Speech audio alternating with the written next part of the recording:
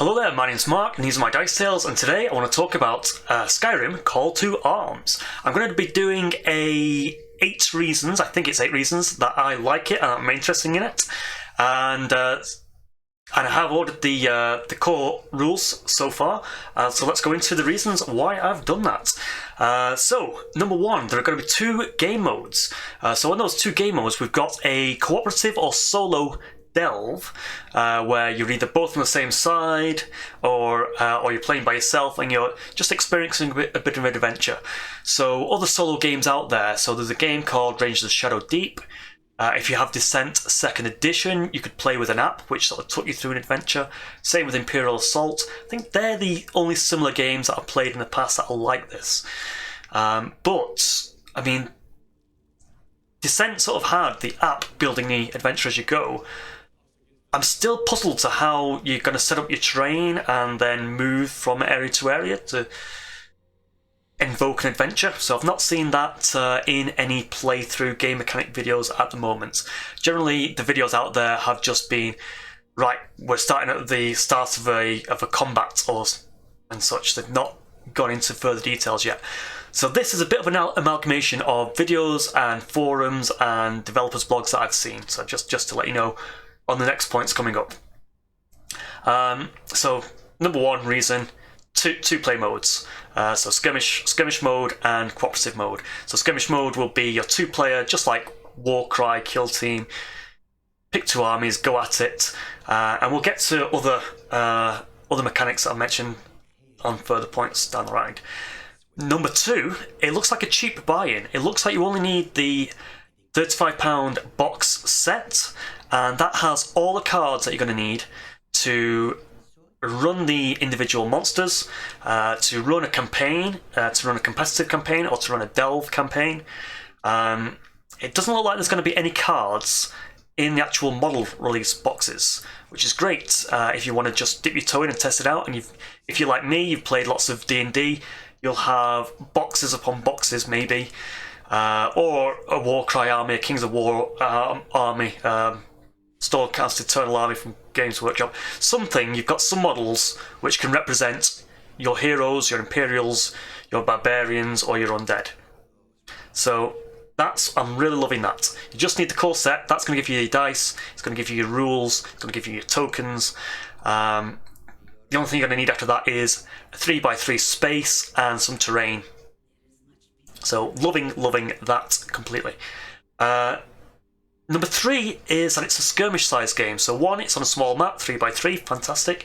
They've mentioned now this is more about the 2-player skirmish. They mentioned that a faction will have 1 to 6 heroes and maybe 3 to 15 troop types. That's quite a lot.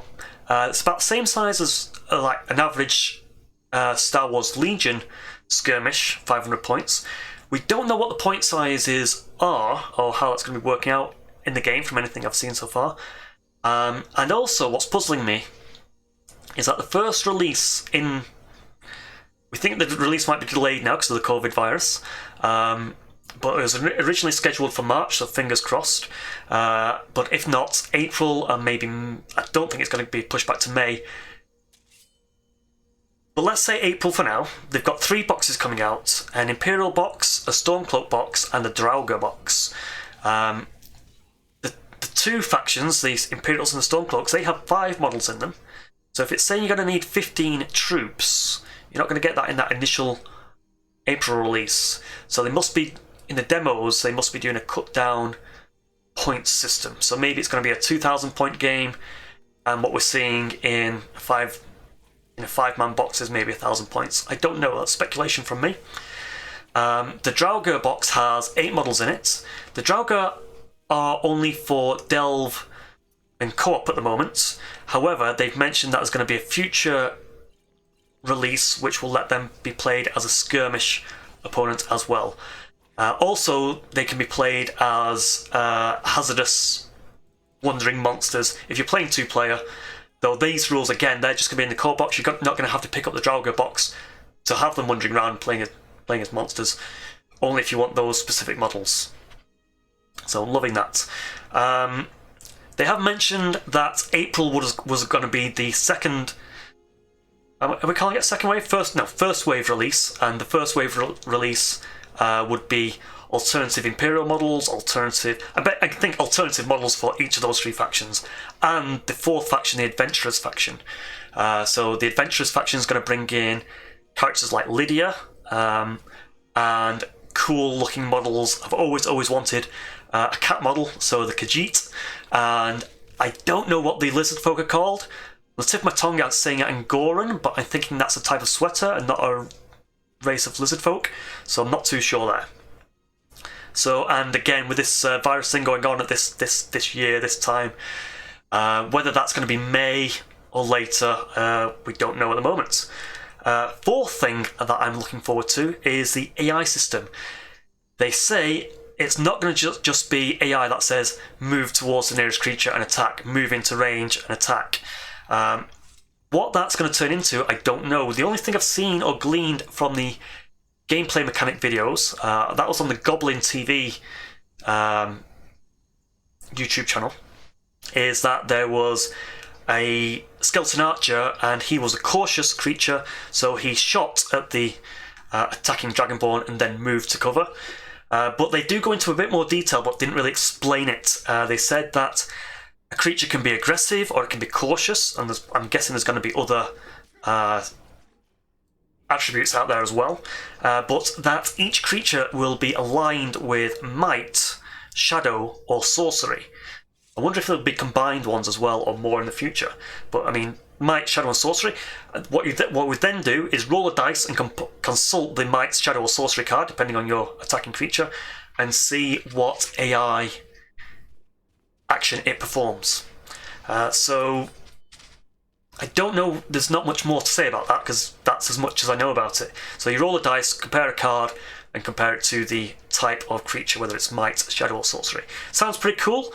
I think it alludes to creatures that would maybe defend an objective. Maybe there's going to be shadow creatures which will steal objectives. There'll be creatures that would get out of line of sight to go into hide mode. I have no idea what sorcery. I'm guessing, would sorcery be people that will buff and heal monsters before going on an attack? They're my thoughts anyway. So it's not just move and attack. Sorcery might be heal my friend, buff my friend, I don't know. There is a stamina boost mechanic. The AI is not going to have that, but they're automatically going to get a free boost every action or every turn. Something like that. We're going to get onto the stamina on the next point. Number 5 is why point 5, why I'm interested in the game, is that it's not just the attack stat, the defense stats, and the hit point stats. There's more to it than that. And I've always wanted a skill stat. So with skills, you can be sneaking, you can be lockpicking. I've mentioned the stamina system that they're saying that they're going to have. With the stamina system, you can move, you can sprint, you can power attack. There's more to it as well. You can dual wield, you can do follow-up attacks, you can do two-handed attacks. When you trigger treasures, that treasure you might just be lucky, find a treasure, stuff it in your pocket, job's a good one. It might be a trapped, it might explode in your face. It might be locked, you might need to unlock it with a lockpick. So it sounds like you might need in your team some specialists to do this, rather than just having the highest powered hit point, beefy tank going. You're going to need someone with skills as well. Number 6, a campaign system. There's going to be a campaign system in the core box. So it sounds like there's going to be a 2-player campaign and a delve campaign. And also they have mentioned that there's going to be future releases. Options number 7, what am I saying? Option 7. 7 reasons to be interested is they're going to release a dedicated campaign mode. So that can go both ways. One, you dip your toe in the initial core release set. That's where it's there. It says it on the name of the tin, the core release. And you can flesh that out. If you're liking the system that you got and the taste that you got in the core system, there's going to be a bigger release. And that bigger release is going to be focused on the civil war that you have in Skyrim. So some people, so it's the Imperials have come to the north where the Nords live. The Nords used to worship Talos. and the Imperials have said, right, we're banning that, none of that here. So some people are saying, yeah, okay, that's fine by me. Other people are riling up and saying, no, we must be able to worship our god. Get out of here, Imperials. So there's that. There's going to be extra card packs released, which will give you more traps, more events. I don't know what the events do yet. We haven't seen that in any videos or talked about as far as I can tell. More items, more spells they've mentioned. So that is number 7. Have I gone on to number 8? I don't know what I've written there. More than just... So also in the core set, there's more than just a Draugr card. So I was worrying on the initial releases, it says Stormcloaks, Imperials, and Draugr. I thought, well, that's not very... We get very boring very fast if you're just fighting Draugr, skeletons, Imperials and Stormcloaks. So in the core set, we do know that there's a Beast AI and a Monster AI and then an Adventurer AI. So I'm assuming that means that in the box we're going to get, you know, your basic fantasy tropes, maybe a spider, a wolf, and bandits. Very minimum.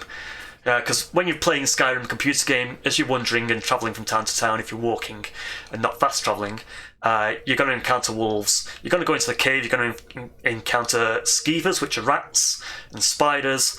They also have Yeti-type monsters and things, so... They said that they don't have the models for these yet, but the cards are going to be in the box. I'm sure there's going to be more cards further down the line, but it looks like they're giving you a little bit something extra in that core box. So where are we up to? 9? 8? 9? It's going to be great for D&D. It's going to be great for Kings of War Vanguard, because the models look very barbaric and... what are they called? The Northern Alliance, I think, is the Kings of War Vanguard faction that you could possibly play. Kings of War faction.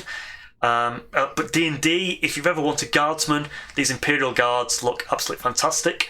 And that is it. I think that's all my points of when I've condensed all the forums that I've read, all the developers' blogs, all the videos that are just slowly leaking onto the YouTube right now. They are what is making me excited for the game. Originally, I just wanted the core set and maybe proxy everything. Now I've gone back to playing Skyrim. I've lost my save game. I was a great Nightingale thief and I was about to kill the final dragon or get back on track with the main quest. And it looks like it's lost my save game, so I'm going to have to start again. I might go down the more warrior route. I was always a thief, bard, mage kind of character. An archer as well. But... I'm liking that this game has got sneaking in it, and lockpicks in it, and it's a skirmish game, and it's an adventure game. I'm puzzled to how it's going to play out on a 3x3 board when I'm used to adventure games being draw the next tile, place the monsters, because it seems like you're going to want everything on the board at the start, so I'm guessing there are going to be event cards which make things happen and pop up, but we don't know that mechanic yet. So that's it. Yeah, I'm excited for Skyrim.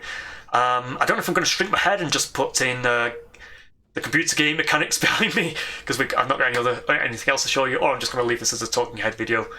I might just do it at that. So thank you for watching. How many hours have you sunk into Skyrim? Unfortunately, because I've lost my save game, I've lost that information, but I'm sure it was well into 200 hours. Surely, it was a big game. Was it 2013 or something like that? 5 or 6 years ago. I'm very tempted to explore the Elder Scrolls Online game now. I have been playing the Elder Scrolls Blades on my phone. I'm probably going to start watching YouTube videos about Elder Scrolls lore as well.